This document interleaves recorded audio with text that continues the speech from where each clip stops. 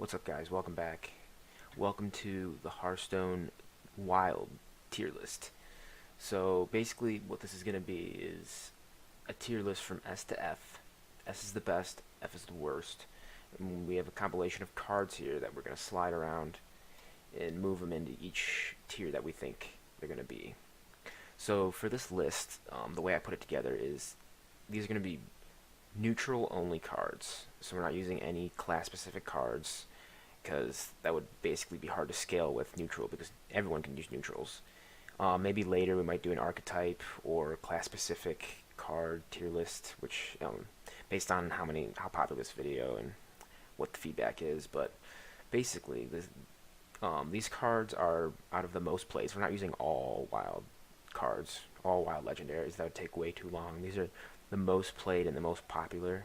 And in my experience of 3 years of playing on wild, cards that I've basically seen a lot and know that they're going to be good cards, and they're not some BS that's not going to be. So it's going to be hard scaling these, because honestly all these cards I like to a decent amount, so it's going to be hard scaling. So it may be a little biased, a lot of S, A's, and B's, but we'll see. Let's get right into it though. So starting off, we're going to be looking at Dr. Boom. Dr. Boom is from the Goblins vs. Gnomes set, and Battle Cry summon 2 1/1 Boom Bots, and each Boom Bot is going to be Death Rattle summon 1 to 4 damage to a random enemy. And each Boom Bot is a mech as well, so it does work with other mechs, especially with the Warrior hero that gives your mechs charges. It's very useful. But 7 cost 7/7, and Battle Cry gives you 2 Death Rattle 1/1s that deal damage. I mean, it's tempo, but there's nothing really circulates around it. This is just a card you play when you're fairly confident in having board control or that you're going to win. So I would put it around a D, just because it's not too special. Alright, so next up is the Lich King.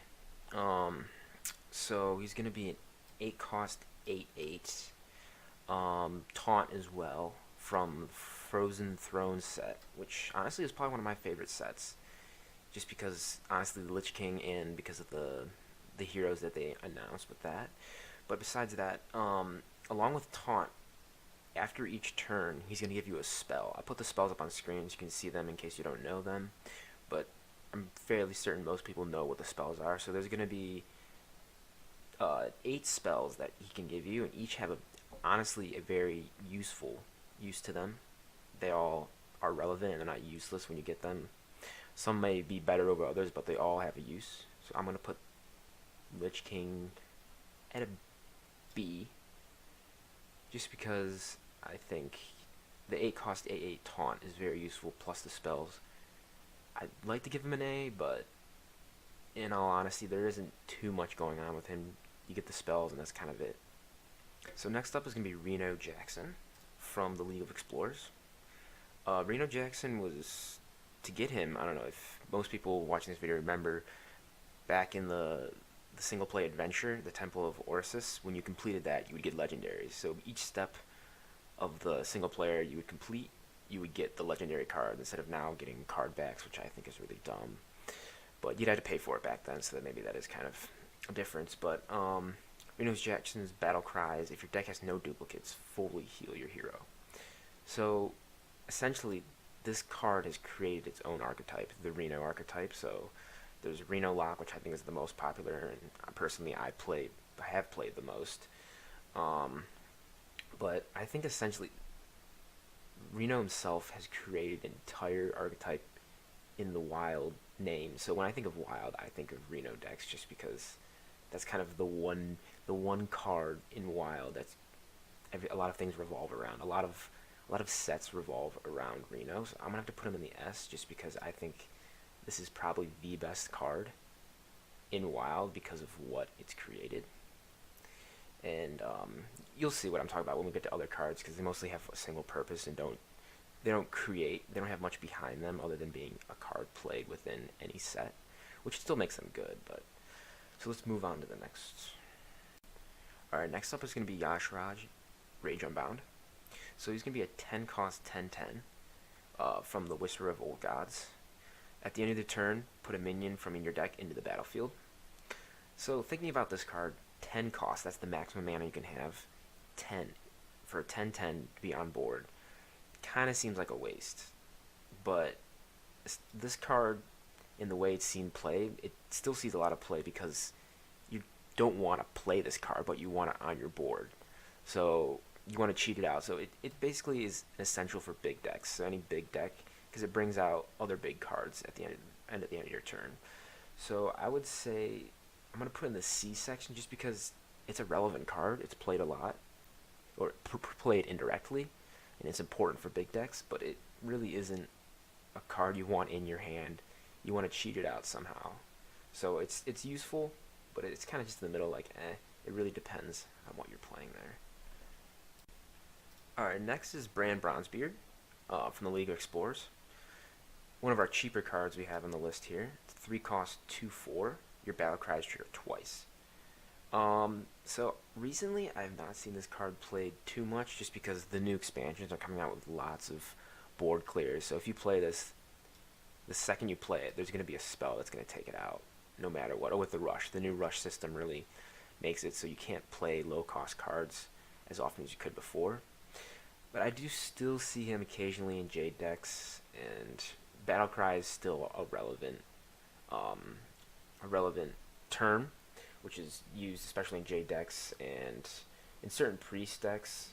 But I think in coming expansions, the spells are gonna get bigger and bigger, or there's gonna be more special clears that's gonna get rid of this card. So the second you play it, it's one of those cards that's just gonna go instantly. So I'm gonna have to put it in the C category just because if it's not cleared, it can do some horrific damage, but it's most likely going to be cleared every turn you play it because it's such a low cost card. Alright, next up is going to be Patches the Pirate from the Mean Streets of Gazettin. And if anyone knows too much about the history of this card, which I'm sure most of you do, it was nerfed back two expansions ago. Or not expansions, 2 years ago. And before, he had charge. So after you play a pirate, summon a minion from your deck. So pirate archetypes depended on this card, because the second you play a pirate, this guy will just come right out of your deck.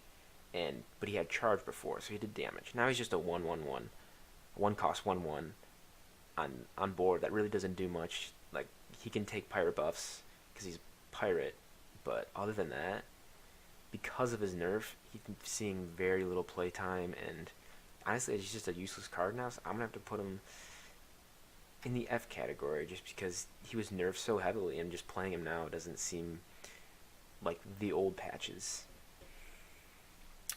Alright, next is Sylvanas Windrunner from the classic set, moved into the Hall of Fame. About 2 years ago that happened. Death Rattle, take control of a random enemy minion. So this card's pretty strong in honestly any tempo deck or Death Rattle deck, because it utilizes Death Rattle. It's 6 cost 5/5, which isn't honestly too bad, and clearing it directly would basically take control of a random minion. So I use this especially in a lot of Reno decks. I see it in Death Rattle Priest decks, Death Rattle Hunter decks. It sees a lot of playtime, and I kind of wish they would keep it in standard because it honestly seems like a very reliable card. And I'm going to have to put it in the A section just because I think it's probably one of the most widely used wild cards within any archetype. Alright, next up is my boy Kel'Thuzad from the next Rammus set.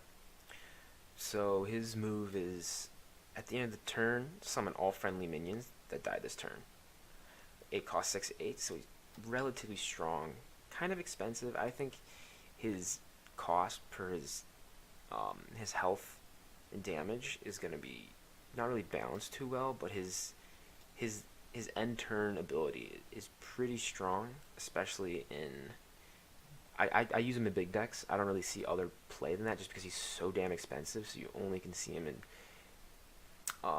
big decks. But I really like his art. I don't know, something about his art is really flashy than all the other ones, and just playing him just feels like such a power move but he still really isn't viable in the meta, especially climbing and ranked. So I'd have to put him down here somewhere. I think we're gonna have to fill this E section because I don't think he's completely useless, but he's just way too expensive for what he is. But I hate to leave him down there, but I really like you, Kel'Thuzad, but you have to put him in the E section. Alright, next up is Ragnaros the Firelord. So he's going to be, from the classic set, put into the Hall of Fame set, so he's not usable in standard anymore. 8 cost 8/8, but he can't attack. At the end of the turn, he deals 8 damage to a random enemy. So I think Ragnaros is definitely a power move. He's got a great voice lines, and he's just something fun to really put out there and kind of hope and like watch which card, or if he hits the hero. I really think Ragnaros is going to be... He's good for end moves, especially for finishing people off like Big Spell Mage, especially for being an elemental. I'd like to put him up high, really, but the 8 cost is really going to put him down because you can't... Really, one thing in Wild is you can't afford putting out big costs and wasting your turn just by playing one minion. So I'm going to have to put him in the B section just because he still sees a lot of play in all types of decks, just to be that one strong card. If you could choose any one strong card to put in a deck, it would definitely be Ragnaros. But his random ability isn't the best thing to have, but still fun. So I'd keep him up there, at least above C, above average. Alright, next up is Emperor Thaurissan from the Blackrock Mountain set. 6 cost 5/5. At the end of your turn, reduce the cost of your cards in your hand by 1. So I think Emperor Thaurissan himself has really created archetype, just like Reno has, because OTK decks really depend on having that perfect cost to finish off the hero. The problem with him is that when you play him, he's going to get eliminated immediately, no matter what. When people see this, they're going to kill it instantly. But in some cases, just one turn of getting all your cards reduced by 1 is going to save you, especially in the Toggle and the Malgos OTKs. So I'm going to have to say, I'm going to keep him up here.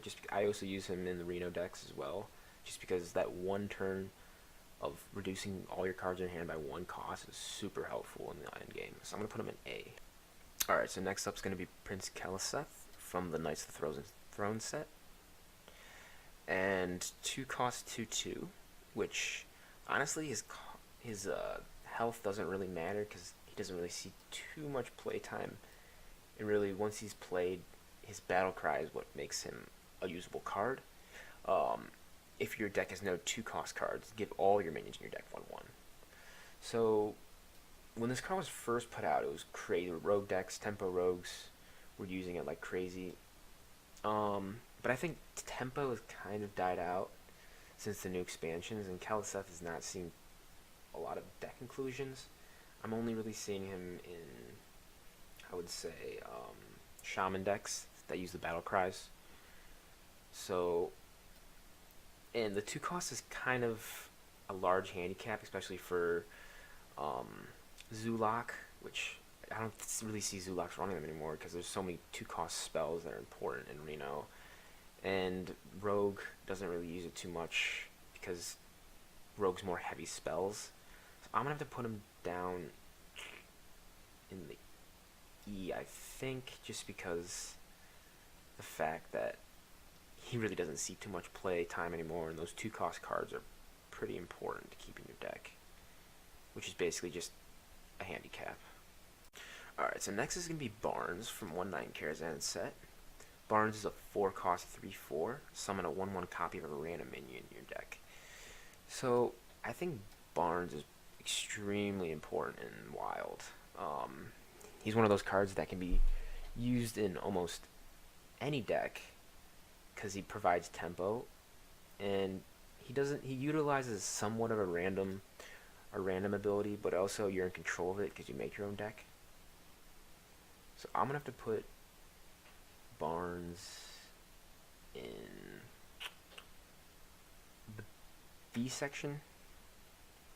Actually, no, we'll put him in A.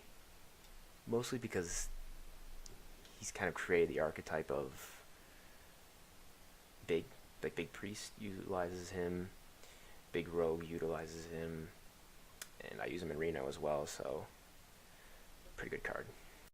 Alright, so next is going to be N'Zoth the Corruptor from Whispers of the Old God. 10 costs 5/7, but his main point is that his Battlecry summons all your Death Rattle minions that die this game. So essentially, he's kind of like a spell that resurrects certain minions, which any class can use, not just Priest using the resurrect big spells. So I think N'Zoth is going to be one of the best cards in Wild, just because it's basically a spell. And there's the archetype of Death Rattles behind him, and he can be used in decks that aren't Death Rattle circle around Death Rattles, but have Death Rattle minions in just to use a backup. This could be your last card in your hand. You can play that and win the game, which I think makes it one of the best. So next is going to be Yogg-Saron, Hope's End, from Whispers of the Old God set. Yogg has a very unique ability. Cast a random spell for each spell you've cast this game, and everything's chosen randomly. So basically, this is just a meme card in my opinion. There's decks that revolve around him, which are really hard to play because it's mostly spells, and you'd have to kind of tame yourself from using him until the very end, until you use every spell, or your opponent has lethal, which I think is a really not fun way. No, it's fun, but I don't think he's very useful. He doesn't have a very high win rate in an actual cards. I'm gonna have to put him down in the D section, just because it's just kind of a meme, in my opinion, as a card.